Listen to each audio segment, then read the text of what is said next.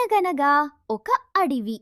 అది వేసవికాలం ఒక రోజున దాహంతో అలమటిస్తున్న ఒక చిన్న కాకి ఎక్కడెక్కడో నీరు కోసం వెతుకుతూ ఎగురుతుంది. ఎండవేడితో నేల పొడి బారి ఉంది. ఎక్కడ నీరు దొరకలేదు. చివరికి ఒక చోట పాత కుండ కనిపించింది. కాకి ఆనందంగా దగ్గరికి వెళ్ళింది. కాని కుండలో నీరు చాలా తక్కువగా ఉంది. అది కొంతసేపు ఆలోచించింది. తరువాత చుట్టూ రాళ్ళు కనిపించాయి.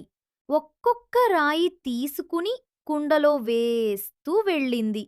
మెల్లగా నీరు పైకి వచ్చింది. కాకి సంతోషంగా ఆ నీరు తాగి రెక్కలు విప్పి ఆకాశంలోకి ఎగిరిపోయింది.